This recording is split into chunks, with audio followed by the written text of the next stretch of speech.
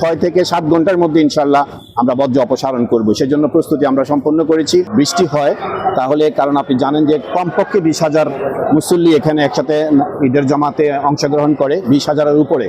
সেটি ঈদগাহের বাইরে যখন নামাজ পড়ে তখন প্রায় 50,000 পর্যন্ত এখানে মুসল্লি সমবেত হয়।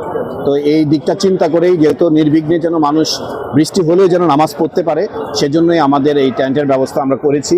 এবং আপনি দেখেছেন যে কুমিল্লার মানুষ ইতিমধ্যেই মনে হচ্ছে যেন এখানে আসলে বোঝা যাচ্ছে যে আগামী পরশুদিনে ঈদের একটা আমেজ এই ঈদগাহে তৈরি হয়েছে। বিশেষ করে সর্বস্তরের মানুষ এটা উপভোগ করছে। প্রস্তুতি শেষ বলতে প্রায় শেষ পর্যায়ে।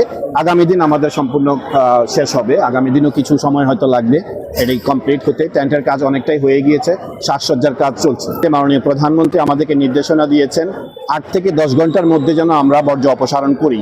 তো আমরা সেই সুবাদে আমরা আমাদের সিটি কর্পোরেশনের সকল কর্মকর্তা এবং আমাদের যারা বর্জ্য অপসারণের কাজে যারা লিপ্ত আছে তাদের সাথে আমরা কথা বলেছি এবং তাদেরকে নিয়ে দফায় দফায় আমরা মিটিং করেছি। এবং যারা পরিচ্ছন্নতা কর্মী তাদের সাথে আমরা দফায় দফায় মিটিং করেছি। আমরা 8 ঘন্টা আমরা সময় নেব না, আমরা সময় নেব 6 থেকে 7 ঘন্টার মধ্যে ইনশাআল্লাহ আমরা বর্জ্য অপসারণ করব। সেজন্য প্রস্তুতি আমরা সম্পন্ন করেছি। আপনি যে লোকবলের কথা বলেছেন, লোকবল আমাদের সংকট রয়েছে, কিন্তু ঈদের দিনের জন্য আমরা বাইরে থেকে লোকবল নিচ্ছি এবং প্রায় আমাদের 650 থেকে 700 পরিচ্ছন্নতা কর্মী মাঠে কাজ করবে। আমাদের ইচ্ছা আছে, ইনশাআল্লাহ আমরা পারবো। এটা চ্যালেঞ্জের কোনো বিষয় নয়।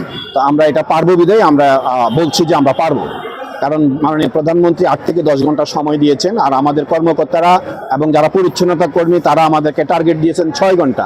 তা আমি 6 ঘন্টা ধরবো না, 7 ঘন্টার মধ্যে বা সর্বোচ্চ 8 ঘন্টার মধ্যে ইনশাআল্লাহ আমরা বর্জ্য অপসারণ করতে সক্ষম হব। এবং আমাদের এখানে প্রায় 650 পরিচ্ছন্নতা কর্মী কাজ করবে। প্রায় 70টি গাড়ি, আমাদের সব ওয়ার্ডে মিলে 70টি গাড়ি আমাদের ব্যবস্থা করা হয়েছে। গাড়িগুলো অনবরত সেখানে কাজ করবে, গাড়িগুলো নিয়োজিত থাকবে।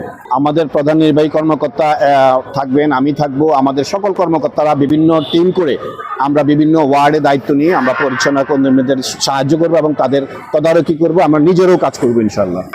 দেখুন, উদ্দেশ্য একটাই, সেটি হচ্ছে যেন নির্বিঘ্নে মানুষ নামাজ আদায় করতে পারে। আপনি জানেন যে ঈদুল আজহার দিন ওয়েদারে কিন্তু বৃষ্টি দেখাচ্ছিল, যার কারণে আমরা সিদ্ধান্ত নিয়েছি মানুষ যেন বৃষ্টি হলেও নির্বিঘ্নে এখানে নিশ্চিন্তে এসে এখানে নামাজ আদায় করতে পারে। কারণ ঈদের জামাতে একসাথে হাজার হাজার মুসল্লি নামাজ পড়া, ঈদের জামাত ঈদগাহে গিয়ে পড়া হচ্ছে আমাদের সুন্নত, এটাই হচ্ছে আমাদের নিয়ম। যার কারণে আমাদের এখানে কমপক্ষে 20,000 মুসল্লি একসাথে এখানে ঈদের নামাজ আদায় করবে। সেজন্যই আমাদের এই ব্যবস্থাপনা। নগরবাসীর প্রতি আমাদের একটাই আহ্বান থাকবে, আমরা অনেক সুন্দরভাবে আয়োজন করেছি। আপনারা নিশ্চিন্তে ঈদগাহে চলে আসবেন। ঈদুল আজহার দিন সকাল 8টায় আমাদের ঈদের জামাত অনুষ্ঠিত হবে এবং আপনারা 8টার পূর্বেই চলে আসবেন। বরাবর 8টায় জামাত অনুষ্ঠিত হবে এবং ঈদের দিন বর্জ্য অপসারণে আপনাদের সহযোগিতা কামনা করছি।